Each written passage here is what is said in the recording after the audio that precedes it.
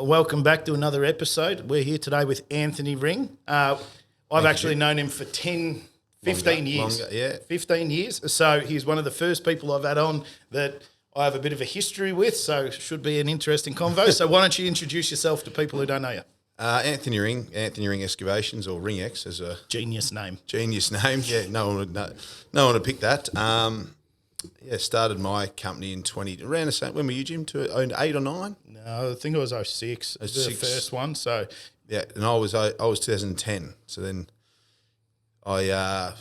Jimmy and I met on Instagram, as most people do these days. By 2011 or 12, you can't beat them, join them, and started my business Instagram and thought I'll see what I can make of this, and started talking to Jim, and the rest is history. Here we are 16 years later. Yeah, it's been a really long time. There was actually a group that we had, if you remember, with a few boys in it back when there wasn't that many accounts on Instagram, and we all yeah, that's it. Yeah, that's better. Yeah, we get that straight.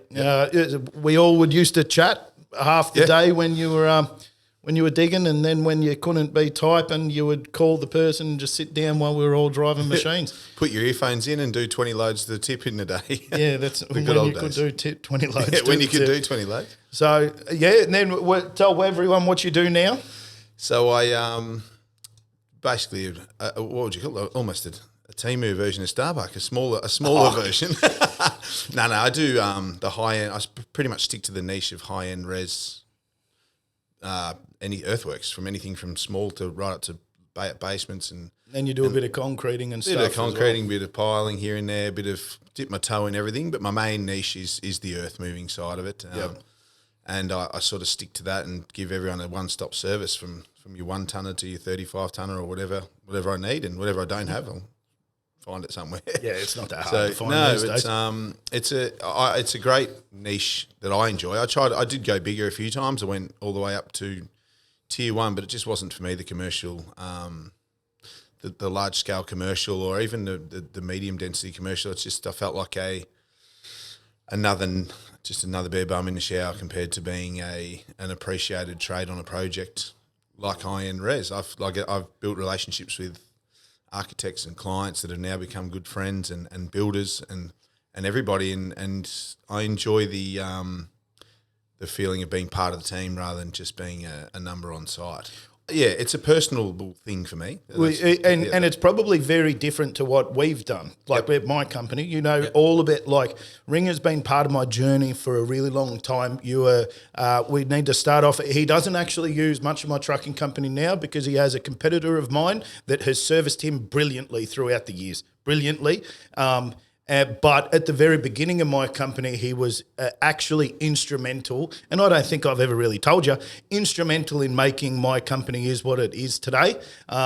You gave me your work even when I wasn't the cheapest. You paid me when I needed it. Like, I can remember ringing you on a Monday saying, "Can I have 15 grand because I'm fucked and I'm not going to be able to pay my bills." But I'd ring you and say, "I need 15 trucks tomorrow." Too. I'll pay you tonight, but I need 15 trucks tomorrow. Of course. And so, that part there, we can talk probably from a different perspective, which is yours, a little bit about my company, from something that people don't get to see as much, which is, like back when I was trucking your dirt and, would rock up and load your jobs or whatever back then. And then I can talk a little bit about yours, which is part of the growth, which is, if you have people, I don't know what to do with my hands, but, if you have people that support you, that's actually what it ends up being. You need a circle of people, like you talk about, your architects and stuff like that, support you, bring you into the jobs and everything. Yep.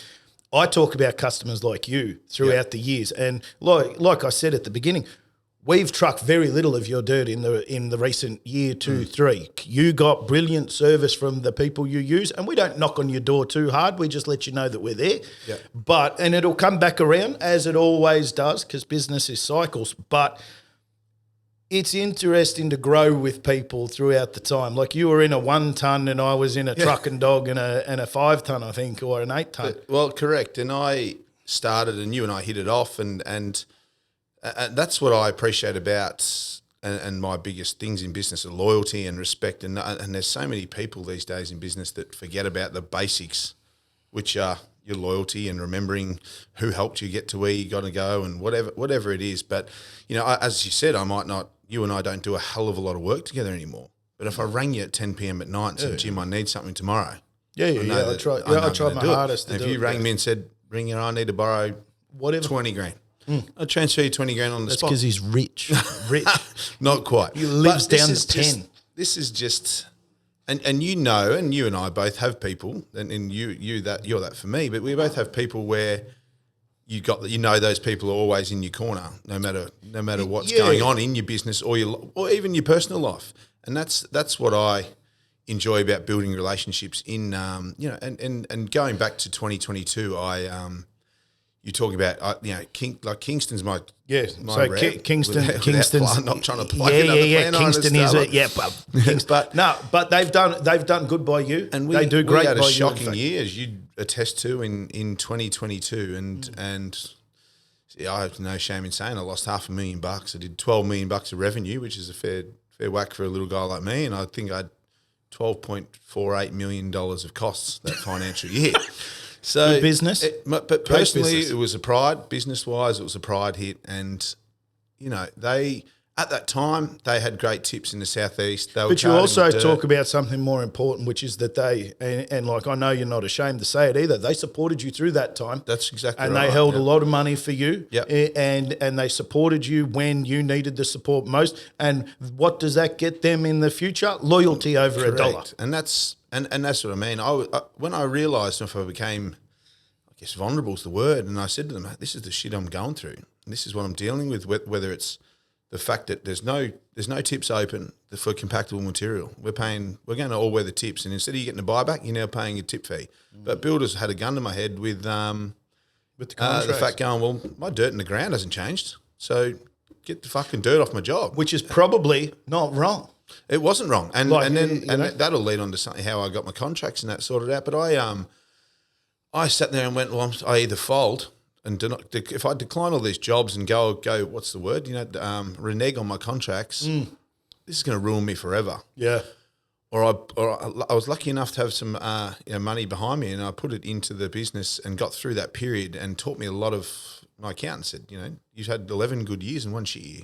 You've still had 12 good years, and those relationships, man. But when I realised that being vulnerable was when I say vulnerable, I'm not pouring my heart out, but I'm telling people go to us blokes, Jim, how you busy? Yeah, fucking flat out, mate. Sometimes you're not busy. When I realised I would say to people, isn't that interesting now what you're saying about the flat out? Because I would say a decade you ask people, jamming. Can't keep up. Can't keep up, can't find blokes, can't, if I had the blokes, I'd dig the holes, no problem. Yeah. Now, what do you think it's like? Well, that changed my whole perspective that year, and personally and business-wise, because once I started telling people, I'm not going that well, you realise who's your friends, who's in your corner, your builders. I started telling builders, mate, they just to ring up, and the first thing you go, how's it going? Mate, not going that well. Mate, it's bloody shit time at the moment. XYZ, rain, builders going broke because of COVID, and all of a sudden their material price has gone through the roof. They're paying, builders openly telling me, hey, we have to pay our window 6 months in advance. We've used your earth moving claim, so can you wait 60 days? And I'm like, it's Bank of Ring now, is it? But is it? So, because I often refer to myself as Bank of Starbucks. I'm in short-term loans. That's what it does feel like that sometimes, but then I also realised who's in your corner, because then all of a sudden those claims I sent into builders were getting paid within 7 or 14 days instead of 30 in a month. Ones, yeah. And it wasn't even, and that little gesture was enough to go, well, they actually care about me as a contractor, and I'm not just another, because some of them would look at it and go, well, fuck, if I hold out long enough on this bloke, he might go under. But there's a thing, and you know it and I know it, and we never mention names here because it's too small. However, you know and I know that there's people who have been sent broke in this state by builders not paying on purpose. Especially if they've got a sniff that they might be going broke. Yep. Because if that builder owes someone $300,000 or $400,000 and goes, well, hang on, I might be the straw that breaks the camel's back if I hold out another 30, 60 do you days. think it's that calculated, or do you just think about the fact, like there's been some builders and some contractors over the time that they might not think that. However, they end up getting, the contractor gets so desperate for money that they start like acting out or doing stuff wrong. And I don't think at the start the builder thinks I'll do it to break the camel's back, but maybe at the end they I are. think each case is completely subjective. Like it's some builders and not even builders. That's not the right word. 'Cause it's that sort of stereotypes. Some human beings are wired that way to do anything to make a dollar. They'd rob their mum for $50, and if they see a way they can take a contractor for money, they will. Yeah, I know people who rob their mum for $5, not $50. But I think that I've pretty good at, and you'd be similar, that I got builders that, and not just builders, concreters, other You've got clients. Clients is the word, that they'll ring me up and go, ring up, I know I owe you X amount. I need to the 14th of next month. This is why. And they're completely transparent. And you can tell in their voice on the phone, and you'll work for them all day, right? All day. But then you got the ones that end of month, they go quiet, and the 5th of the month, hey, your 5th of the month, usually that email goes out, hey, you missed your end of month payment. Can we expect it soon? Then nothing. Then the 10th comes around. Then the 14th to the 21st, you get the remittance. But then you get a call, hey, fix that bill up. I need a machine tomorrow. It's like, right, did you fix the bill up because you need a machine? Well, what about the guy who rings you up, tells you he can't pay the next month, that then when that time comes around, he rings you back up again, says he can't pay, and you've kept rocking and rolling. Yeah. And so I've got a couple of them. It becomes a catch-22 because you and I you got a lot more than me, machinery debt, earth move, trucking debt. You've got an office we're sitting in, you've got factories, developments. I've got machinery debt, trucks, building a house, all the above. Yeah. So at what point do you go, well, I'm not working for anyone that doesn't pay on time? Because then all of a sudden it's you and me back in our truck on our own. And how many – so if you say that look, I was telling someone the other day, talking about a job. Me and him had a decent blue. Yep. And lawyers at 10 paces. You know, that's what it was. Right. You know, like we were back to back, start walking, see who shoots first. Yeah.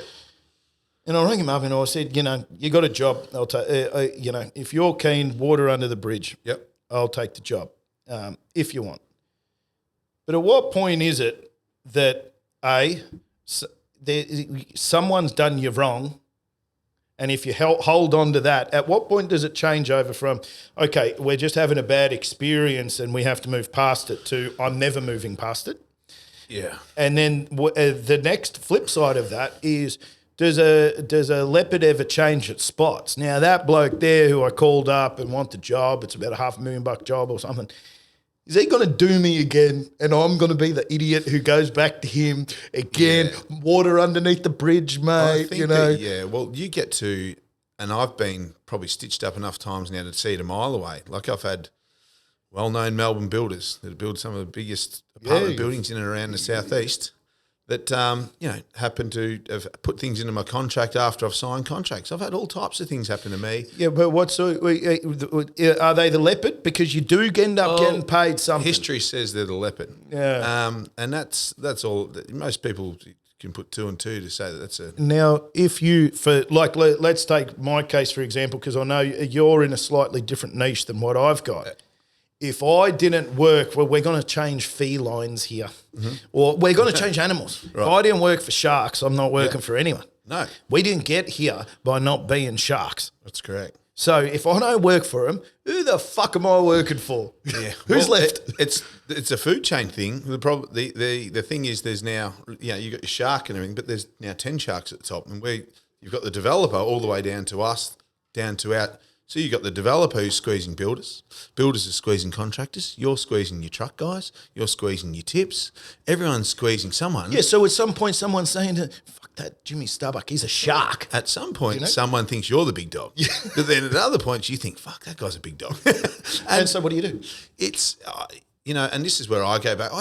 When I say I stopped growing, I put the foot, after 2022, I put the foot on the brake a little bit and I went, let's just continue. I restructured my business, and as I said, those relationships that I learned out of 2022, I really then leveraged off the next few years to restructure my company. I had companies, and that's why I'm loyal to companies. Like when I said loyal, but like Kingston held my debt some days for 60 or 90 days for me to get out of that trouble. Isn't that important, eh? Like, isn't that they could have squashed me? 100% they could have. They could have sent me straight to the liquidator, to the... And like, in all honesty, like we had a quick chat, brief chat before I came in, and I said, you know, like I could sit down and say, you know, don't talk about my competitor in there and how good they've been, you know, or don't say stuff like that on the podcast. That's not what this is about. You know, this isn't necessarily about what, you know, Starbuck plant hire is. This is about what Jimmy Starbuck is. This is about what the industry is. You know, I see so many. I probably get some weeks 10 people reaching out to me saying, you know, Jimmy, I'm in deep shit. I talked to a bloke yesterday. He's like, Jimmy, how do you deal with these trucks, man? He's like, my trucks, he goes, they're killing me. Yeah. He goes, oh, I've got, you know, $10,000 a month sitting in my yard. Both of them aren't working. He goes, and then when they do work, they break down. And then when they are not broken down and I have work for them, the driver doesn't fucking rock up. And he goes, and I'm arguing with my wife. And he goes, and what do I do? And maybe that's what this is about. Maybe who did you lean on, apart from me and the people in our group, who did you lean on when you were starting? There wasn't that many. There was no one. And this is where this gets back to me now with the world's gone to a place where there's this massive sense of entitlement. And everyone thinks that, oh, well, I can drive a digger and I want $70 an hour, or I can do this, or I can do that. And no one rolled out, and what shits me is no one rolled out the red carpet for you or I. No. Like, we put our balls on the line and borrowed money and started things. And then I had an operator who said to me, I need to take 3 weeks annual leave, and I've got my own job, but the money's too good to pass up on it. I said, all right, well, you know, I'm happy to do the job with you. And you can take the profit share. It's your job, but I can carry the debt of any materials and things. No. Fair. I want to try hire some machinery off you and take my annual leave and do the job. And I was like, look, it's a bit funny. I'd rather you go and sort of dry hire, like, you know, I need my gear. Go and dry hire other machines and do it. He ended up coming back to me and saying, well, I'm going to just go and dry hire. I'm going to quit. I've bought my own machine, blah, blah, blah.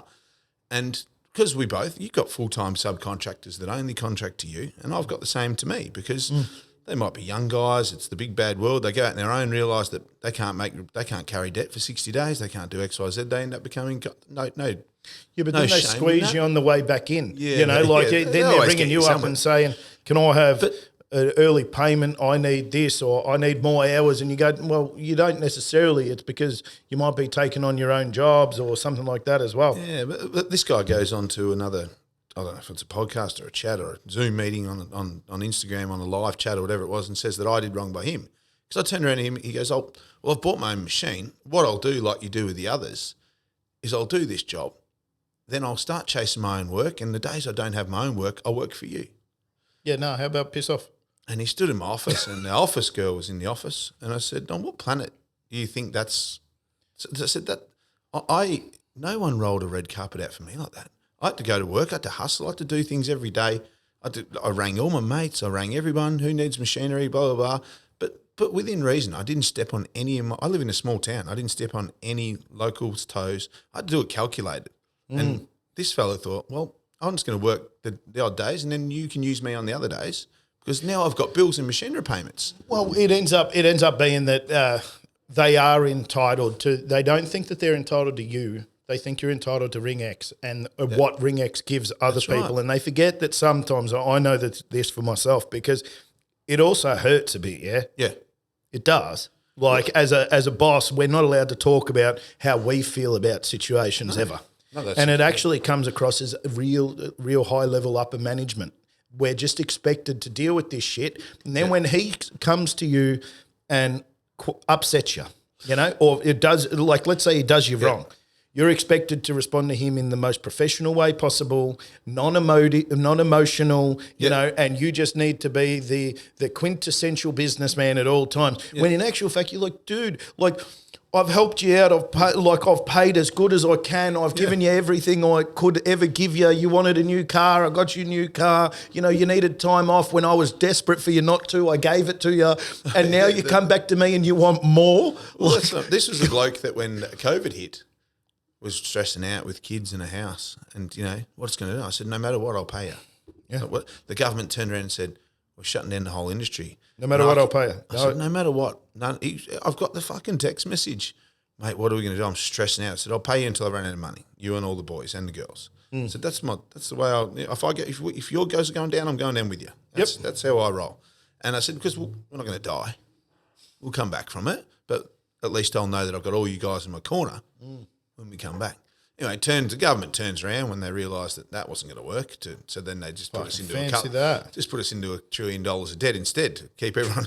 That's a whole nother. More likely. But that was after. This was just after this 2022. I think it was around that sort of time, and I thought that was probably the day I went, fucking everyone's walking all over me because I'm Mr. Nice Guy. Because I'm like, hey, yeah, you go buy your 5-tonner in your truck. The days you don't have work, I'll go to the point of inventing a job for you, maybe at even my cost. Because I'm that's the way I'm wired, and that's the sometimes even the loyalty side of things can come back and bite you on the ass. But I do think that trait and remembering who helped you, having that loyalty side of things in the long run it might cost you money at times, but in the long run it'll be beneficial. It's more beneficial to because you and I have worked together since day one. You could have walked all over me. Yeah, you did 3 or 4 month contracts for me. Yeah, I didn't even see the job. Never met the operator. Yeah, I even booked them in for you and rang you up and did told the whole you thing, right? They were booked, they would call you and go. Then next thing you know, I'm getting bills for Starbucks, and the girl's going, "What's Starbucks billing us for Eltham Primary School for 2 months of electrical excavation?" Yeah, and I go, "Jim, what's this bill?" "Oh, the electrical contractor called me." Yeah, I went and did the job. Here's the bill. It was 1 month. Don't make me sound like I'm behind my bills. Was it 1 month? Yeah, it was 1 month, but we were already into the second month. I booked the job. Yeah. I gave you your margin. I gave you what you got, and then I think I tried to call you, but we both got busy, and I put someone out there. And I told you what to charge him. And you told me what you did to agreed the rates, and I go, that's when you know. Well, Jimmy could have just shafted me in an instant, and wiped me, but long term. Where does that gain you? We're getting deep into it. However, I assume that this would probably happen, but I've built my company with supporting people exactly how you're talking about it. Yep. You know, not bending over backwards, but bending for them. Yep. You know, my own excavation jobs, suffering with no trucks to make sure that my customers who are getting my trucks have the best supply that they can. Yep. You know, running in the rain at bigger costs under my, when we can, or slamming the guys with 35 truck and trailers on a day, because I know on the next day we're only going to have 5 available because I'm going to have to put the 30 out to others.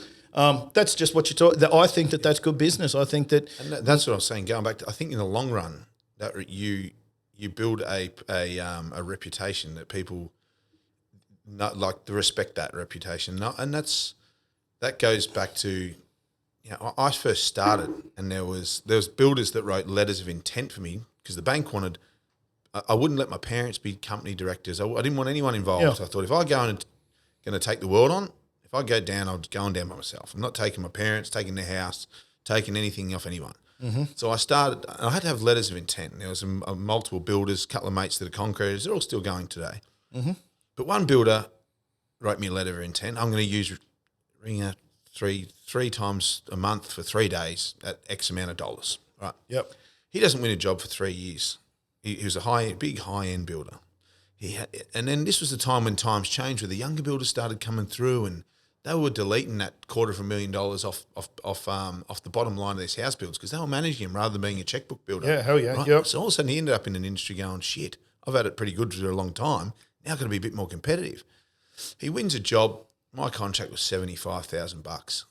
I did the job and I found a tip. I pulled the trees off. I couldn't really do much to save the trees, like as in costs on the trees. I then moved 2,000 cube of dirt in about 3 days to the next street, to the guy that had an acre block that needed to fill a big hole out the back beach. Yep. I sent in a bill for $45,000. I think it had cost me $25,000 for 4 days of work. Yeah. Sent in a bill for $45,000, and he goes, "Oh, you've done your thing. Just invoice me the whole lot." No. I said, "You're not dumb. You're 70, 65 years of age and been in construction for a long time. You know what I've done, and I know what I've done, and I know that you wrote me a letter of intent. I can legally send you my claim for the whole amount. And I know you're going to pay it because you're a good bloke, and you know that I've had a win. But I also know that you have put your balls on the line to win this job because you're quite open about it, that you got screwed down to win the job. This is my way of paying you back. Yeah, thank you. It hasn't cost me money. Still made good money. You know, a very powerful tool is to give a discount. A very powerful tool is to give a discount. And I've used it a number of times. But if done in the right way, like, I can remember one job I was doing a childcare centre, and it's always a very similar thing around the dirt. You know, we were out in Donvale, had an infill around the corner, 2,000 cube. I think it was 1,000 cube. Yeah. Quoted the guy 50-something grand to dig it. I think it cost me like 20, 15. Yeah. I gave him, I offered him 15, and he said, it's really hard in my company because we run 6 or 7 job sites to make all of the job sites. Just give me the discount of 10, and I'm like over the moon. Now, unfortunately, we only ended up winning one stream of that 7 of work because, like, obviously that PM and whatever. Yeah. Would I do it again? 100% I would. Yeah, but I think in the long run, that guy and I have had a great relationship, and I still to this day, he gives my name out, he passes my name to people. He's retired. This is 15 years ago. He's retired now, but still to this day, he will pass my name. He'll give my name out. I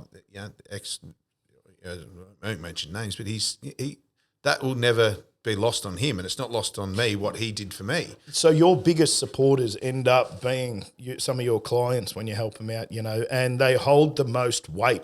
I know that even in this social media shit that we do, like they come to me and they say, oh, why don't we do client interviews, so that we can put them out. And I say, well, first off, if they're interviewing for me, most of the people think that it's bullshit regardless. Correct. If I put my best builder there, they go, oh, yeah, cool. Yeah, cool. Yeah.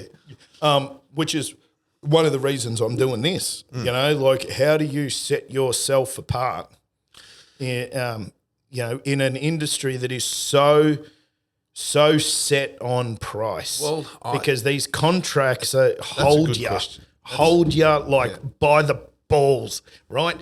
Yeah. Your scope that you sign up for that is apples to apples because they end up making it that way. Like, let's say me and you are competing. We both have to move the dirt. Yep.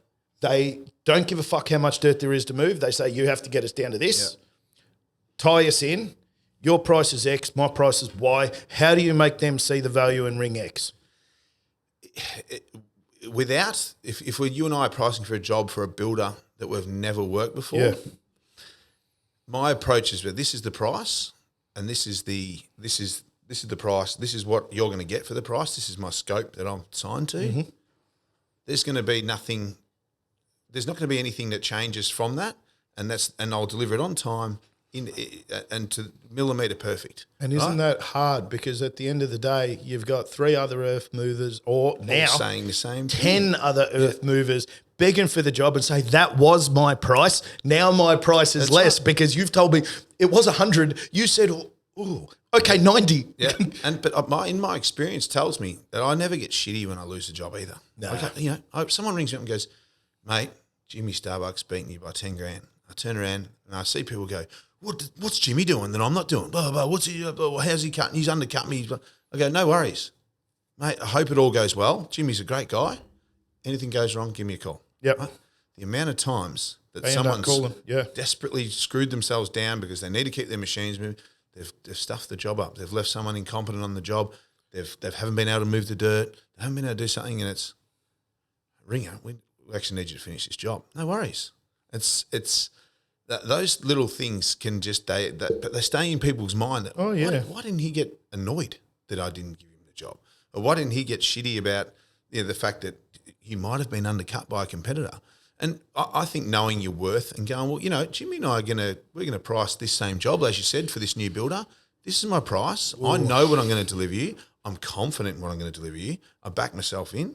If you don't like the price and you want to risk it with a cheaper price, go on. Now, as we've risen up, this is the next part of it all. As we've risen up, I'm sure if me and you made a list of who we compete against, yep, it's the same 10, 15 people again and again. There's a job that's live right now that's up for grabs. You probably wouldn't do it for a certain, for different reasons. However, the guy literally rang me and he goes, Jimmy, you're one of the few people who can move this dirt. It starts in 2 weeks or a week now or something. Yeah. Starts in a week. I think it's 40,000 metres or something. Mm-hmm. How many people can you get to jump in, machines, boys, this, that, blah, blah, blah, blah, blah, that can move 40,000 metres from in the city? Like, it's a small... there's this saying... There'll be a lot more people that tell you they can, but how many can actually do it? Yeah, throughout the rain and put there and sign on the dotted line. Yeah. So, and then how do we go, like... And it's this ebbs and flows for who has work, for how it all is. And I hope that you get that on video. I just looked into the camera. Yeah. But, the 4, 5, 7 people that we compete against all the time at different rates, at different times, for different risk components, are chasing the work. Does it all just come down to either price or relationship? Is that all it is? For builders, it comes down to price in some jobs because some of them will be so desperate to build some mega mansion in Toorak, right? Yeah. They go, well, the Ringa's at $250,000 and Jimmy's at Ringa's at $300,000, Jimmy's at $250,000.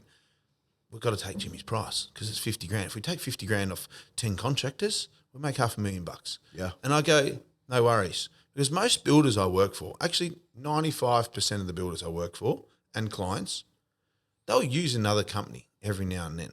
But what that does is I don't look at that and get upset. I don't get it. That keeps me hungry because they're keeping me competitive, but they're holding me accountable. They keep me competitive and they're keeping me non-complacent. Because if they go, Ring, you can get every job, I get complacent. Oh, I should run 5 trucks tomorrow. I'll just run 3 because I'll keep that job ticking over. And, rather than by them doing that, and I've always said to builders, they go, oh, Ring, I couldn't give you this job, Jimmy. It was $50,000 cheaper. I'm sorry, mate. And I go, mate, if I win 80% of your work or 50% of your work, that's 50% more than zero. Yeah. And they go, oh, you cool with that? And I go, mate, tell me if you put a gun to my head and said, do you want 50% or do you want 0? What do you reckon I'm taking? 50. If they're a good builder. If they're a good builder, you got to understand. And I'm in a funny niche because I do majority of my work's earth moving. Yeah. So what do you reckon I get outdone by most of these high-end builders? The package guys, right?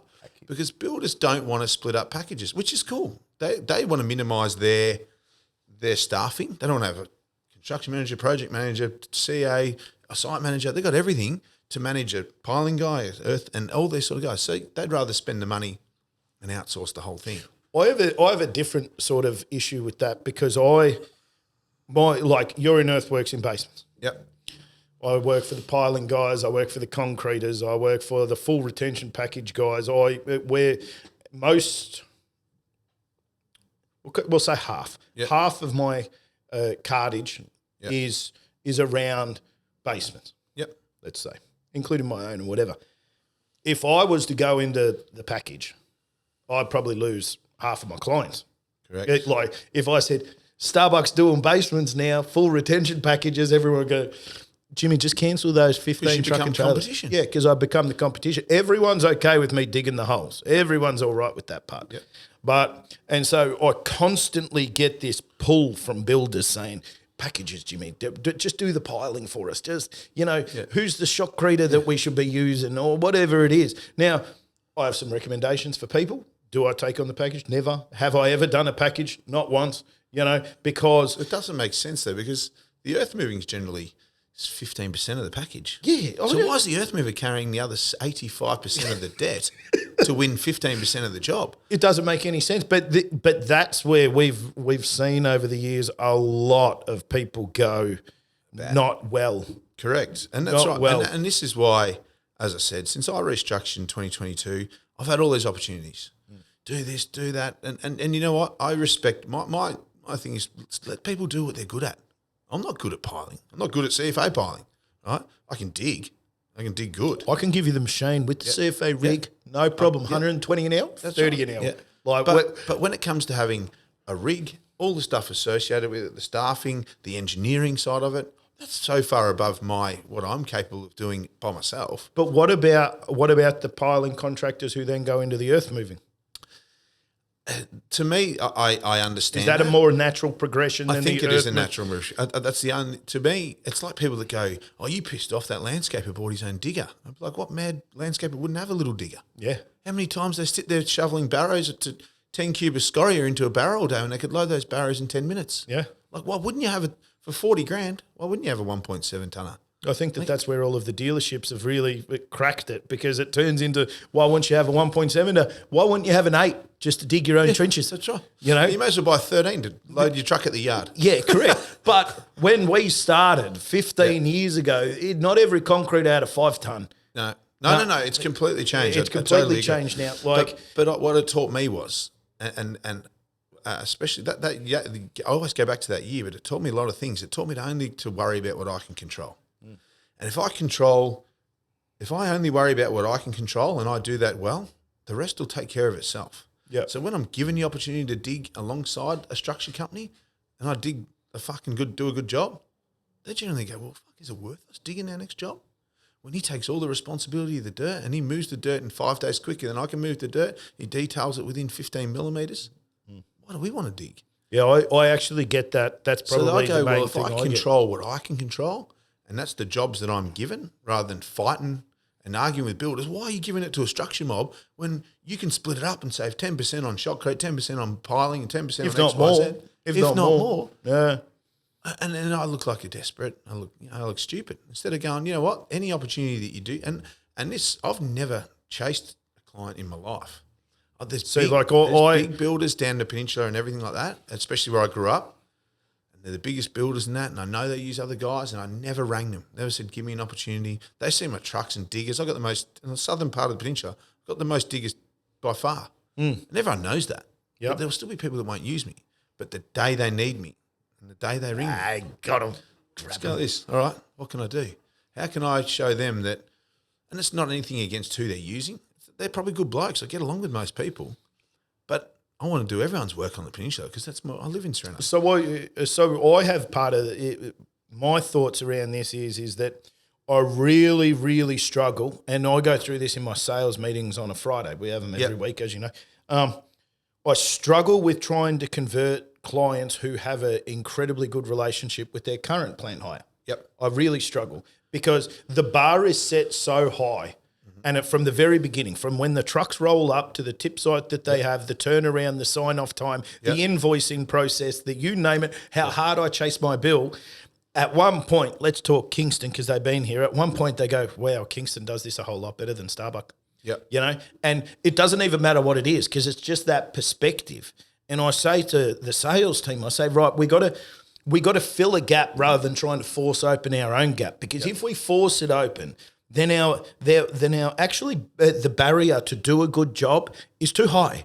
It's impossible to reach because at best they're just going to say, oh, I saved $5,000. At worst, they're going to go, this is why we had our guys and we don't use Starbucks. This is why we didn't use Starbucks because of all of this bullshit, you know, yeah, sure, they came in cheaper or yeah, sure, they had a closer tip or yeah, sure, this happened, but something's fucked up. You know, even to the point of I've had an accounts girl ring up. So we send reminder letters come in and then, you know, we sent them an email and then on the 10th, like you said, or 15th, you go, where's my money? And they go, Kingston doesn't do that. Or the other competitor doesn't do that because they just ring me and they don't have the accounts girls doing it and I fucking hate emails. And you go, so I did a good job, supplied the trucks that you needed, moved the dirt that you wanted, was cheaper, but now that I'm asking to get paid, it's a problem. And that's what, when you're trying to lever open those relationships, sometimes it's not worth it. Better to sit there and wait for them to call you and say, hey. And then when you get your shot. And when you get your shot. And I've got, and you know me well enough that I'm just a tell me the truth guy. You know, like these excuses that you get for people being, like my boys are still, like, God, I love them, but some of them, I say, mate, your grandma's died 5 times this year. Like, your mum's fallen over 10 times. Like, what's going? Your kids been sick at daycare every second day this week. Like, just tell me what's actually going on. You're fighting with your missus. You're doing this. Like, just tell me the truth. That's where, like I was talking about before, where, you know, like everyone expects the boss or the high-level manager to be the professional all the time. But at some point, you have to sit down and you say, okay, even if your grandma has died. Yep. there's a position here. There is. And it's a hard thing to say. And like you say it in front of however many people, like we said that we had to clip 250,000 people. At some point, there is a business line in the sand that you have to say, I understand that your grandma passed away. Yeah. And it's very sad. I'm very sorry. Yeah. But I need you at work and I need this seat filled. And then you're the biggest prick that God ever put breath into. They are going to tell everyone at the pub, at the footy by the way, Ringa's president of the Sorrento Sharks. Hell yeah. Buy the raffle tickets. Yes. Meat trays on Saturday. Selling raffle tickets on a podcast? We can do that. We can put the clip down the bottom. Car. But they're going down and they're saying, you'd never believe it. Work for Ringa for 5 years. Yep. Take a week and a half off because my grandma's died. And you know what he said? I need you back at work. And you go, I do need you back at work because you also took a 3-week-long holiday to Bali last year. You don't have any time left. I've given you a week where I've paid it, even though you don't have the leave. There's guys screaming for you at work.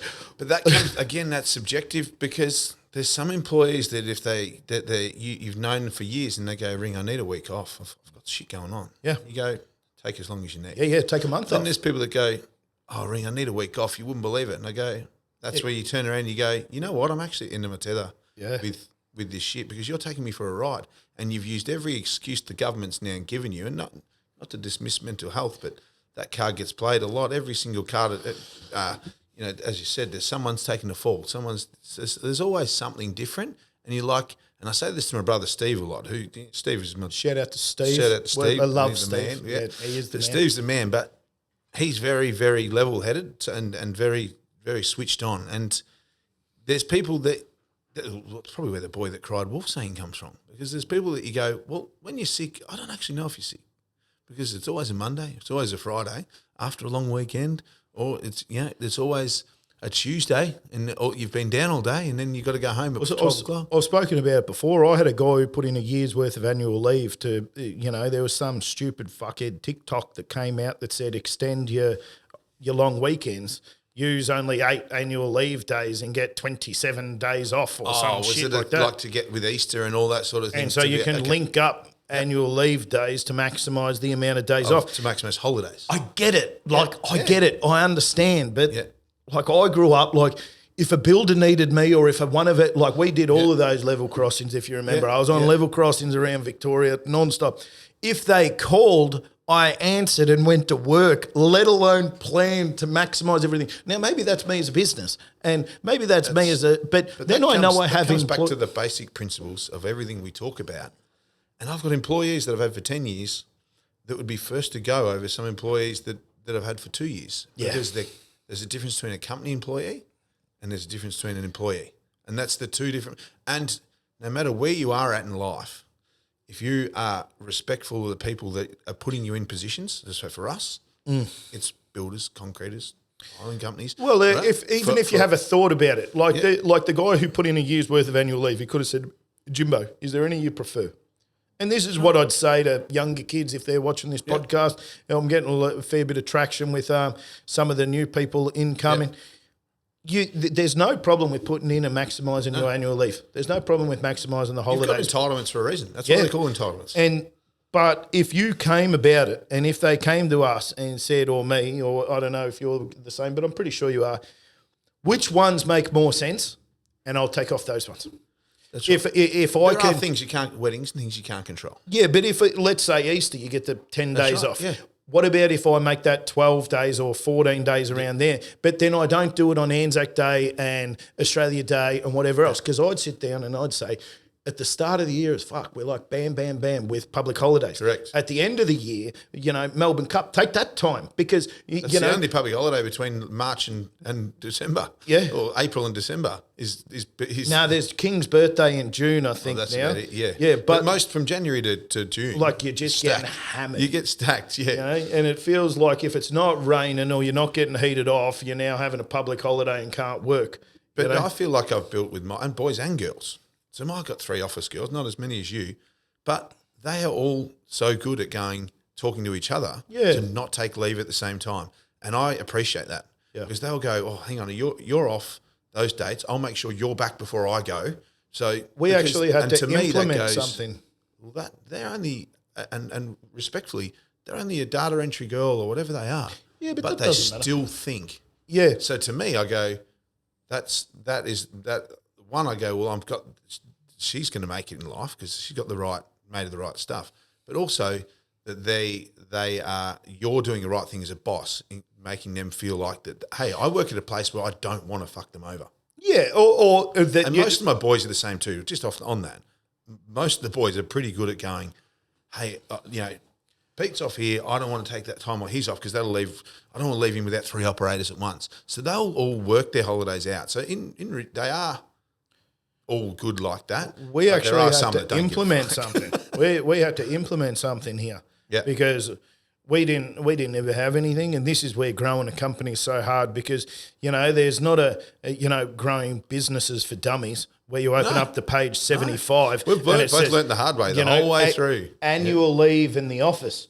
There was one time I walked in the office, and so we got about 15 girls or something out there fucking mashing keyboards, girls and guys, and you come to work one Monday or Tuesday, and there's 7 empty seats, and you go, they're all what on annual leave. Fuck is going on? Yeah, and they they booked in their annual leave, and I'm like, did no one look at this? No. Oh well, Steph booked in 6 months ago. Aurelia, Because I Kayla. used to be like, everyone would text me. I need to go. Well, what's it now? August. I need September or October. I'm away. Yep, no worries. Yeah, the next thing I get there and sweet. go on a Sunday, I'd be like, hey mate, this is what you're doing tomorrow.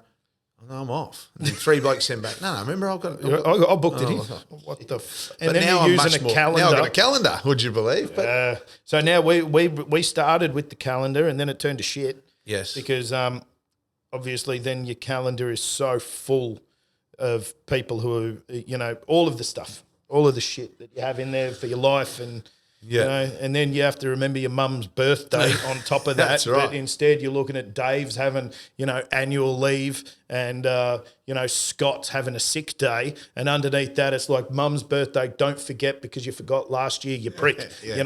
But that's what you say. Going back to being a boss, you're expected to remember and know every single thing. And the minute you stuff it up, you're the worst person in the world. And that's what separates people. Oh, mate, I've got some unbelievable operators and mates that are gun operators and gun concreters or gun whatever they are, but I know they can't run a company.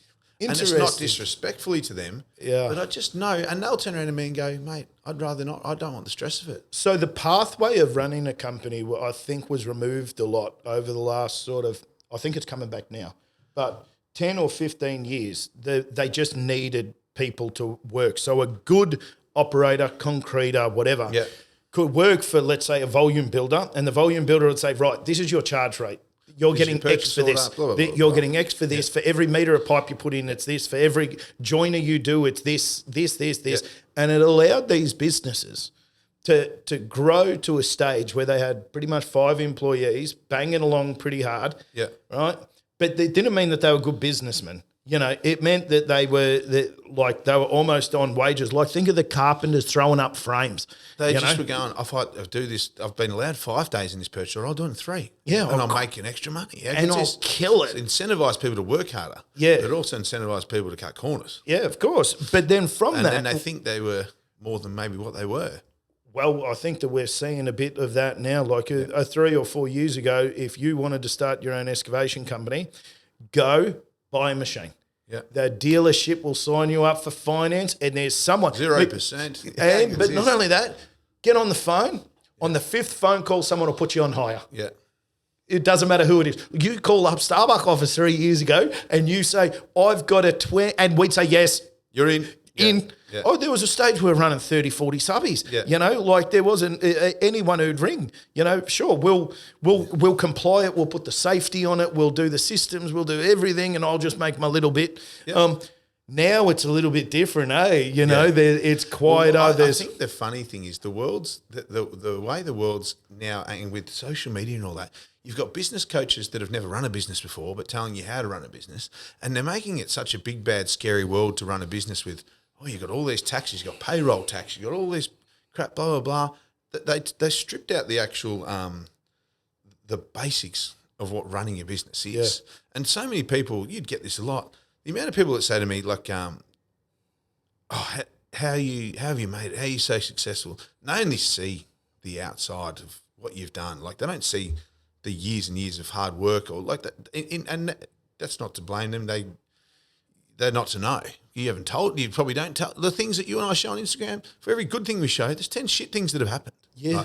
Right? But people now are so hell bent on what they see on, I can't run a business. Or if they do try and run a business, they're so hell bent on worrying about the pennies, and they forget about the pounds, and they forget about the basic things of, and people will say to me, how'd you make it? Oh, what'd you do? So if you had to give one piece of advice, one piece of advice of running a business, what would it be? It'd be one certain thing, but my answer is the same to everybody. That there's no like textbook on how to do it. No. But if you promise someone something, do it. And control the thing. Going back to what I said, control the things you can control. What can you control if you go to work, Jimmy, on your 5-tonner tomorrow? What can you control? You can be on time. Yeah. Right? You can have the right attitude. You can rock up and get out and go, Jimmy, what are we doing today? Blah, blah, blah. You can control your effort and you can control your attitude. And that's it.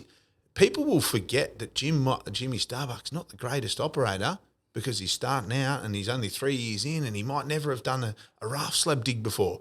But if you rock up at 6:45, the machine's off, grease warmed up, you've introduced yourself to everyone, you've understood the job the best of your ability, and you're getting out, you're shoveling, you're doing things like that, they'll go, fuck, I'd rather have Jim over John Doe that rocked up with his sunnies on, chewy, miserable. She rocked up at 7:15, wanted to fuck off at 2:00 and doesn't give a shit because he's complacent. Yeah. And I tell my boy, I've told everyone that that's all I did. I never said, I'd have some old wog in Rye call me up and go, Anthony, I need to move 5 buckets of mulch, right? And I'd go, all right, I'll come Thursday night. I'm finishing work at 4:30. I'll drive past and I'll move you 10 cubic metres of mulch. It takes me 15 minutes. Mate, give us $300 back then or whatever it was, right? I never said no. Yeah. 5 years later, mate, I'm Johnny's son. You moved 10 metres of mulch from me, right? Bloody said you're the best bloke ever. Yeah. I win a $300,000 contract. Yeah. Now I need you to dig out my beach house down in Portsea. And these basics are what I always, no matter what happens in my life and business or anything, I return back to those basic things of what can I control. Yeah. And that is controlling the basics and doing the basics really well.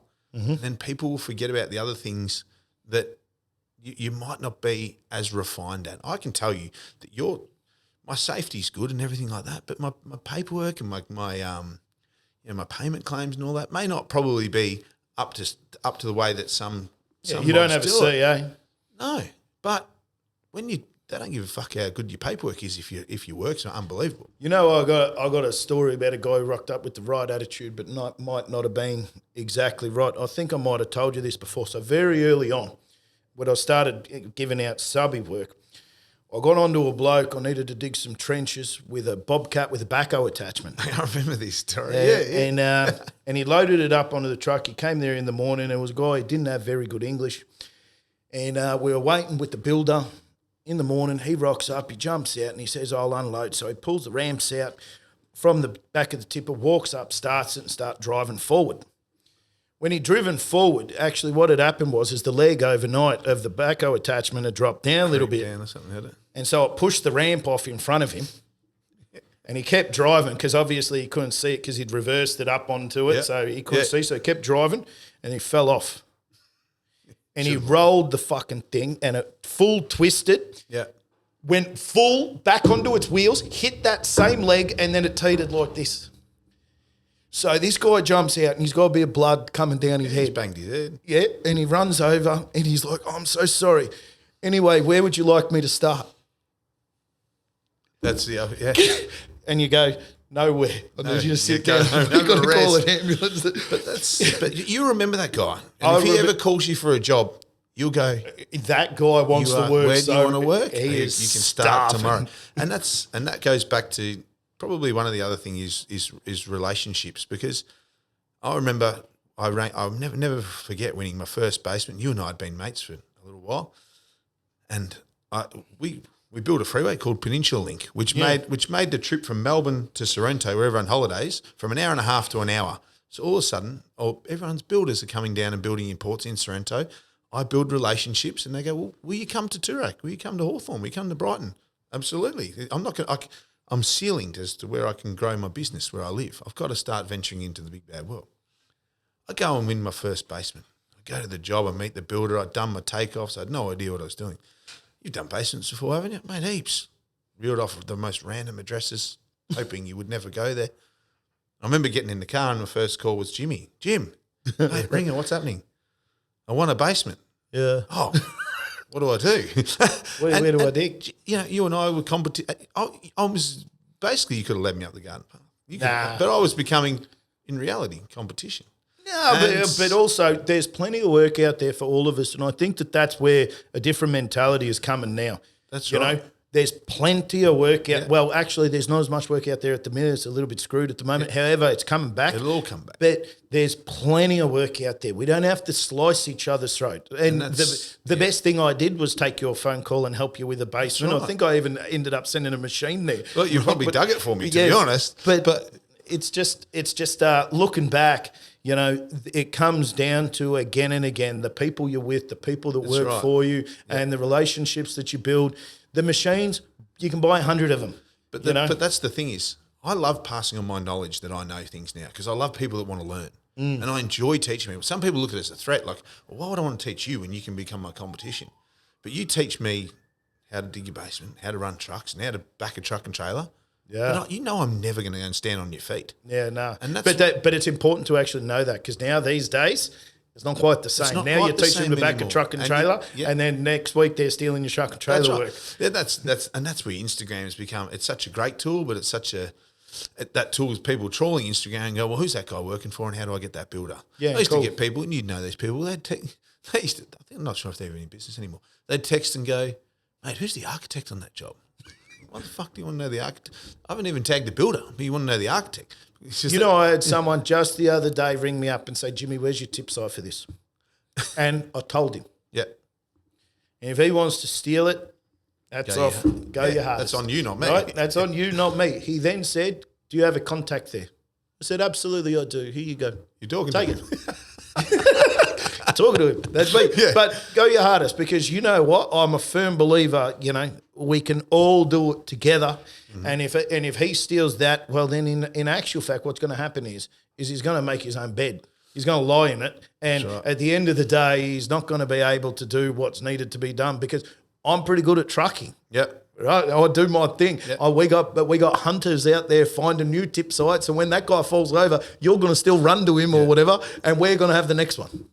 100%, and that's where that sort of stuff. I actually, it exists. And there's no point. You can't control it, so you can't. Yeah, but it's like the electrician calling us up. It was actually Latrobe went to. You can control your loyalty, your relationships. And when you're doing something wrong. Yeah, if I'm doing something wrong, 100%. I know I'm doing something wrong. And I think this could fight me in the ass, but I'm going to do it. There's people that go, well, I'm going to do it anyway. And then there's people like you and I that go, well, I could fuck Jimmy over here. I could do this one. But if I make 10 grand now, that could stop me from making $1 million over the next 10 years. Yeah, or that electrician. I do all of the work, and then I send you an invoice dropping $10 off of it. I think that's about it for today, isn't it, Louis?